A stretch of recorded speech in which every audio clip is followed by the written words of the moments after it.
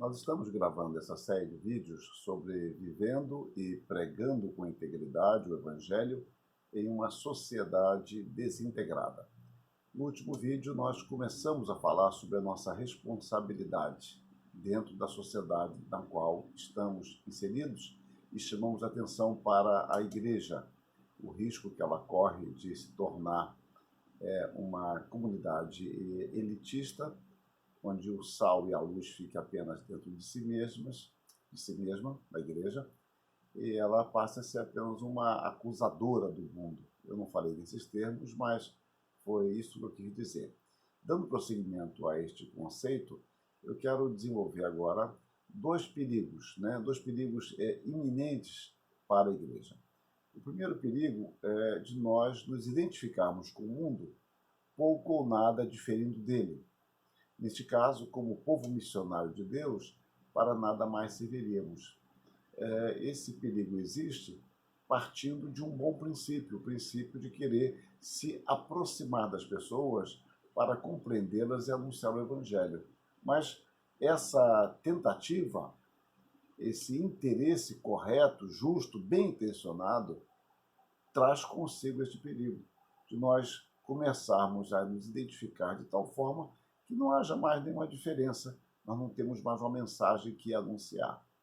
O segundo perigo, que de certa forma eu já mencionei, é de nos aliarmos do mundo, cultivando a nossa, entre aspas, santidade exclusivamente intramuros.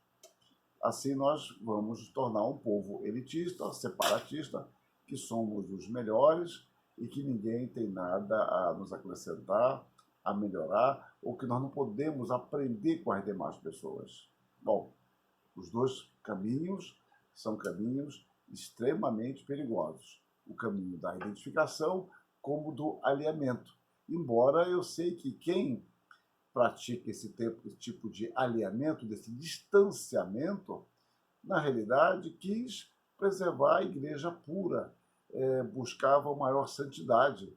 E esse desejo não é mau, pelo contrário, ele é extremamente salutar. Porém, havia uma compreensão equivocada da missão e do trabalho da igreja.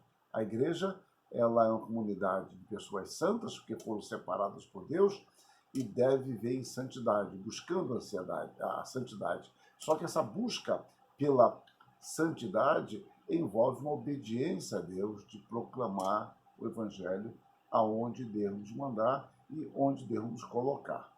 Então, em ambos os casos, como eu falei, nós perderíamos a dimensão de povo de Deus no mundo, tanto na identificação como no alinhamento. Tullian, ele resume: devemos ser moral e espiritualmente distintos, sem estarmos culturalmente segregados. É um desafio para todos nós. A oração de Jesus Cristo permanece como uma realidade para todos os seus discípulos. É por eles que eu rogo, Jesus Cristo diz em João 17:9, e depois: não peço que os tires do mundo, e sim que os guardes do mal, João 17:15, que deve ser comparado com o João 17:20. Então, dentro dessa perspectiva, o cristão deve participar ativamente, dentro de sua esfera de ação, na formação, aperfeiçoamento e transformação da cultura, sabendo de antemão que neste estado de existência não existe cultura perfeita. Como eu já falei em outro momento, não existe cultura sem pecado. Por isso não existe cultura perfeita. Agora, a igreja, no seu dever, no seu propósito, que não é acidental, não é periférico, mas essencial, de anunciar o Evangelho em todos os lugares e viver o Evangelho com os seus desafios em todas as esferas da sua existência. Então, dentro deste propósito, ela deve saber, entender que vai enfrentar conflitos de forma inevitável. Contudo, esses conflitos fazem parte e podem fazê-lo de forma criativa dentro de nosso processo de amadurecimento e ação no meio do qual vivemos. Então, ou seja, nós vamos amadurecendo, vamos vivendo, e enquanto vivemos, enfrentamos novos desafios que nos levam a uma maior maturidade. Na fé cristã, sempre existirá o desafio do que eu estou chamando aqui de inculturação ativa, por meio da expressão de nossa fé na relatividade da cultura em fidelidade ao Verbo encarnado. E é aqui que nós muitas vezes nos perdemos, que nós não conseguimos compreender que a nossa inculturação ativa significa viver a integridade do Evangelho onde Deus nos coloca. Nós não podemos simplesmente manter um ateísmo prático em determinados grupos, em determinadas situações. E o que seria isso? Seria uma negação prática de nossa fé em Deus, quando nós vamos exercer a nossa atividade onde Ele nos coloca, quer seja no trabalho, na nossa vida social, quer seja como alunos, como profissionais, como patrões, como empregados, não importa. A fé cristã ela é integral e a igreja é desafiada a ser sal da terra, luz do mundo. Insisto, aonde Deus nos enviar. Então, neste processo perigoso e necessário, não temos como escapar. Se de fato levamos a sério a nossa fé, haverá sempre o risco de sermos contaminados pela idolatria da cultura ao redor. Mas nós somos chamados a viver esse desafio e temos que vivenciá-lo de forma íntegra. O nosso desafio é aplicar o Evangelho fielmente à nossa cultura, não cedendo muitas vezes, sem perceber, às concessões infiéis do paganismo reinante e que de alguma forma nos fascina.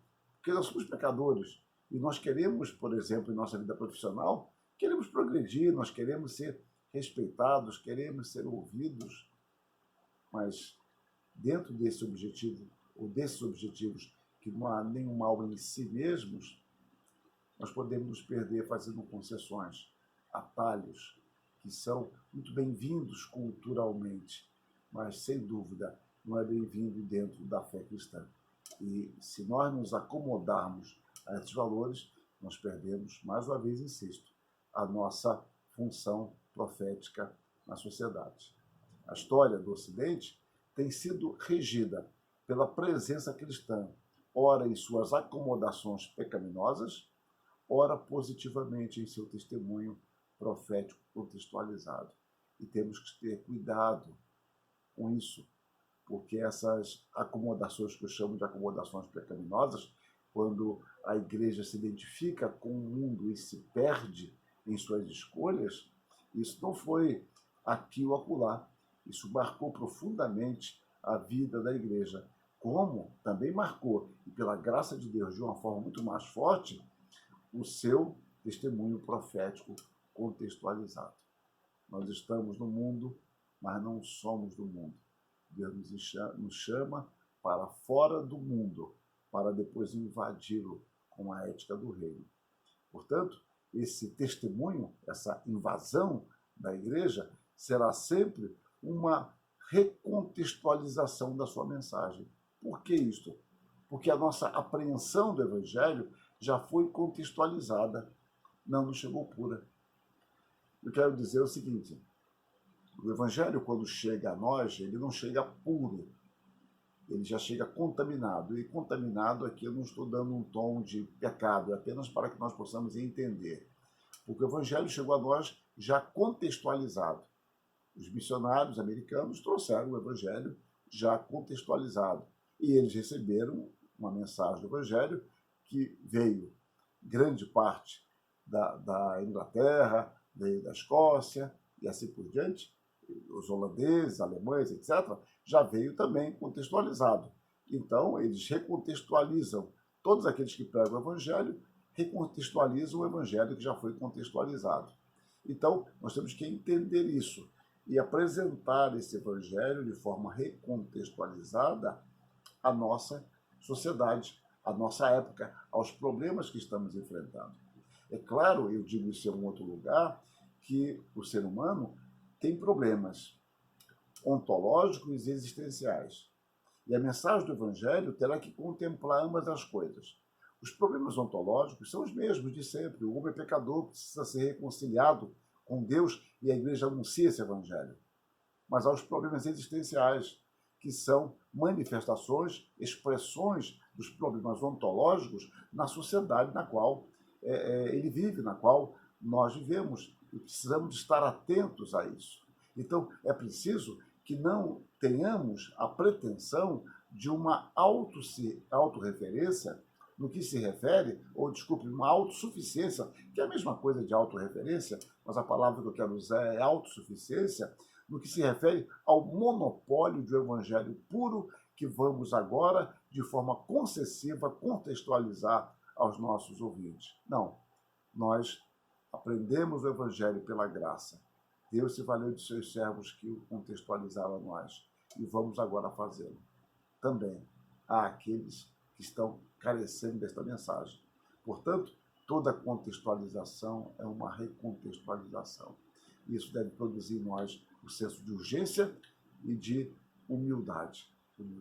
Eu quero continuar falando sobre isso no próximo vídeo, para não me alongar demais nesse, mais do que eu fiz. Que Deus nos abençoe e que assumamos a nossa responsabilidade como povo de Deus na pregação desse Evangelho.